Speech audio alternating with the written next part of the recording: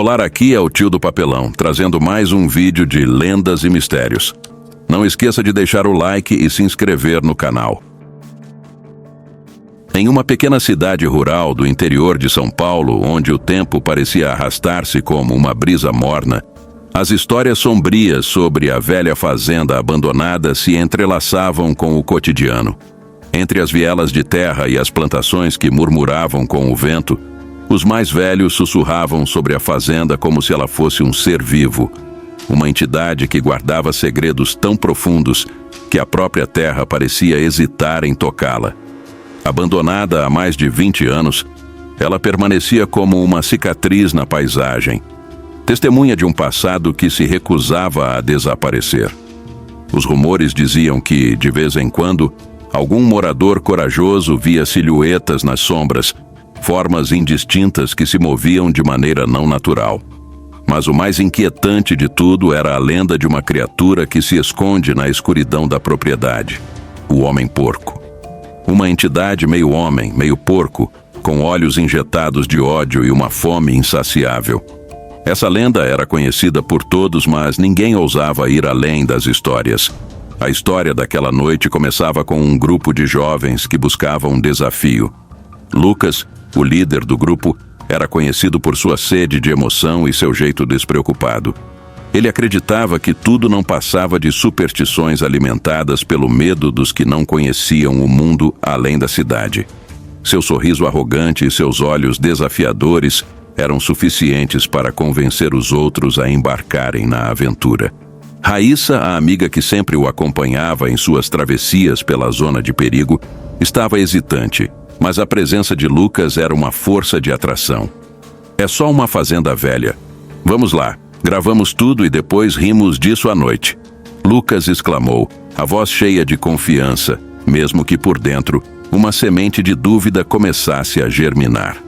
O caminho até a fazenda era uma trilha de terra batida, ladeada por árvores altas cujos galhos entrelaçados formavam um túnel natural que se tornava mais escuro a cada passo. O calor da noite envolvia o grupo, e uma leve brisa trazia o cheiro de terra e algo mais. Algo que fazia o estômago de Raíssa revirar. Chegando à fazenda, um silêncio absoluto os acolheu. O som do vento parecia murmurar palavras esquecidas, e as árvores secas ao redor estalavam como se estivessem comentando a chegada dos intrusos. As construções caídas e decrépitas exalavam um cheiro de podridão que misturava o mofo com uma nota metálica, como se o próprio sangue da terra estivesse presente. E ali, à frente, o casarão parecia uma criatura que vigiava a chegada dos jovens, suas janelas vazias refletindo apenas o brilho da lua cheia. Lucas pegou a câmera e ligou-a. Vamos fazer isso. A porta rangia como um lamento quando eles entraram. O chão, coberto de folhas secas e poeira, dava a sensação de que cada passo que davam era uma quebra de uma promessa silenciosa. A cada rangido da casa, Raíssa sentia um calafrio, mas ela não queria demonstrar medo. Os outros seguiam, enquanto Lucas brincava e fazia piadas para aliviar o clima. Mas ao entrar em um dos quartos no andar superior, encontraram um objeto que não esperavam. Um diário, suas capas gastas e suas páginas repletas de anotações manchadas. Lucas o pegou e, enquanto a câmera registrava cada movimento, os jovens se prepararam para a leitura que mudaria tudo. O diário estava escondido em uma prateleira quebrada em um dos quartos do andar superior da casa, onde as teias de aranha se entrelaçavam em um emaranhado que parecia proteger o segredo guardado. Lucas, com uma expressão de excitação misturada com um pouco de nervosismo, abriu as páginas amareladas e começou a ler em voz alta, enquanto a luz da lua entrava pela janela, lançando sombras distorcidas que dançavam pelo chão. O diário pertencia a Júlio, o último proprietário da fazenda. Lucas começou a ler, a voz dele ressoando pelo quarto em um tom quase solene. As palavras de Júlio falavam de um início idílico, de uma vida simples no campo, longe da pressa da cidade grande. Júlio, um homem solitário de meia idade, havia se mudado para a fazenda com a esperança de encontrar paz e sossego. No início parecia que tudo estava em ordem e ele se sentia livre. Mas então, as coisas começaram a mudar. O diário relatava os primeiros sinais, sutis, que chegaram como um sussurro. Passos que pareciam seguir Júlio durante as madrugadas e um murmúrio indistinto que ele ouvia vindo das sombras da floresta próxima. No início, acreditou que fosse sua imaginação, mas as páginas seguintes descreviam uma inquietação crescente. A cada noite sinto uma presença que cresce em força. Às vezes penso que vejo algo entre as árvores, algo que se move com uma velocidade que não é humana. Não sei se é medo ou algo pior, mas não consigo dormir. Já fiz tudo o que podia para manter a fazenda segura, mas nada parece deter aquilo, a criatura. A leitura de Lucas era interrompida pelo som de uma brisa que soprava pelas frestas da casa, e Raíssa, com a pele arrepiada, lançou um olhar ansioso para os outros. O grupo estava paralisado, absorvendo as palavras, como se a própria atmosfera da casa estivesse ouvindo e esperando.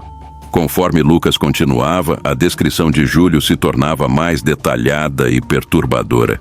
O diário falava de ruídos que imitam gritos humanos, mas que na verdade eram distorcidos e assustadores, algo como uma mistura de lamento e uivo.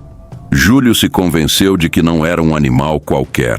Ele escreveu sobre o medo crescente, a sensação de ser observado e os estranhos sinais de destruição que surgiam pela propriedade. Árvores quebradas, objetos encontrados fora do lugar e a terrível percepção de que algo com garras afiadas havia passado por ali. Eu sei o que é. Eu o vi.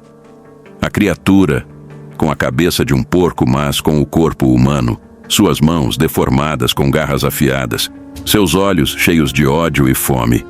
Eu tentei fugir, mas ele me encontrou, e agora ele me observa. Está me observando enquanto escrevo. Se alguém encontrar este diário, por favor, acredite no que estou dizendo. Ele está real, e não há como fugir. A última frase ecoou como um grito de aviso, e o silêncio que se seguiu foi interrompido por um som distante, algo como um estalo seco que veio do andar inferior. Os jovens se entreolharam, e o pânico começou a tomar forma em seus rostos. Seria Júlio apenas um homem quebrado pela solidão e pelo medo? Ou havia algo mais, algo que ainda habitava a fazenda e que agora os observava com olhos famintos? Um outro estalo, mais forte. E então uma série de barulhos, como se algo estivesse se movendo lá embaixo. Raíssa deu um passo para trás, sua respiração acelerada, enquanto Lucas, com a câmera ainda ligada, registrava o momento em que a tensão da noite finalmente se tornava real. O som que ecoava pela casa não era mais uma simples inquietação. Era um alerta. O grupo, paralisado e com os olhos arregalados, sabia que algo se aproximava. Lucas, ainda segurando a câmera, tentava capturar a cena, mas suas mãos tremiam, e a luz da filmadora balançava como se quisesse escapar do peso da situação. Raíssa, com os olhos fixos na porta do quarto, sentia seu coração bater tão rápido que parecia querer saltar do peito. A tensão foi quebrada por um novo estalo, desta vez mais próximo. Um dos jovens, Guilherme, que estava ao lado de Lucas, sussurrou com a voz rouca de medo: "A gente precisa sair daqui." Mas antes que qualquer um pudesse se mover, o silêncio da noite foi rasgado por um grito que soava como o de uma fera. Uma mistura de dor e fome que ecoava pelas paredes da casa. Sem pensar, todos correram em direção à escada, mas a porta do quarto se fechou com um estrondo, fazendo-os parar abruptamente. O medo era palpável e Lucas, com o rosto pálido, tentou abrir a porta, mas estava trancada do outro lado. A luz da lua, que antes iluminava o ambiente, agora parecia um farol pálido, revelando sombras que se moviam de forma errática. Foi então que a porta do andar inferior se abriu lentamente e uma figura alta apareceu na penumbra, projetando sua sombra de forma grotesca. A criatura, com a cabeça de porco deformada e os olhos vermelhos que refletiam o brilho da lua, parecia ter saído diretamente do pesadelo de Júlio.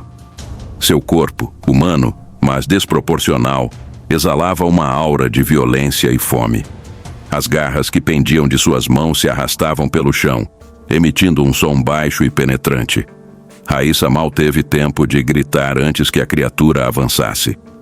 Os jovens se espalharam pelo corredor, tentando se esquivar enquanto a besta se movia com uma rapidez impressionante para alguém de suas proporções. O cheiro de carne podre invadiu o ar, tornando-se tão forte que fazia os olhos lacrimejarem e a garganta queimar. Lucas, ainda com a câmera em mãos, registrava cada movimento, mas sua visão estava embaçada pelo terror. Ele não sabia se a imagem que capturava era a última coisa que veria na vida, mas sabia que não podia parar. Guilherme, em um ato de desespero, correu até a janela e tentou abrir a velha tranca, mas o vidro estalou com o impacto de um soco da criatura. O som foi ensurdecedor e a fúria nos olhos do monstro parecia ter se intensificado. "Lucas, vamos! Agora!" Raíssa gritou, mas não houve tempo para a resposta. A criatura se aproximou, suas garras brilhando à luz da lua. E quando se lançou em direção ao grupo, o chão tremeu sob seus pés. Um dos jovens foi puxado para a escuridão, suas mãos agarrando desesperadamente o braço de Lucas, mas a força da criatura foi demais. O que se seguiu foi um caos de gritos e rugidos, uma dança de pânico que terminava em silêncio absoluto quando o último dos jovens foi arrastado para fora da casa, deixando apenas a câmera de Lucas, que continuava a registrar tremendo enquanto a última luz da filmadora capturava uma figura manchada de sangue, com olhos que brilhavam na escuridão. A luz da manhã chegou timidamente, pintando o céu com tons de cinza e rosa, mas nada parecia ter mudado na fazenda abandonada. O silêncio era profundo, mas carregado de uma presença invisível, como se a própria terra estivesse retendo a respiração. O dia seguinte trouxe os moradores da cidade para perto da velha propriedade, impulsionados por boatos e pela curiosidade mórbida. O que restou da noite anterior era apenas uma câmera quebrada e o diário de Júlio, agora perdido entre as folhas secas do chão. A cidade, sempre tão acostumada ao ritmo calmo do interior, agora sussurrava em tons preocupados. Ninguém sabia o que tinha acontecido, mas uma coisa era certa. Os jovens, que há poucas horas foram vistos partindo com sorrisos e piadas, haviam desaparecido. A polícia foi chamada, mas as buscas foram infrutíferas. A fazenda parecia ter engolido aqueles que ousaram entrar, guardando seus segredos com a frieza de quem conhece a morte.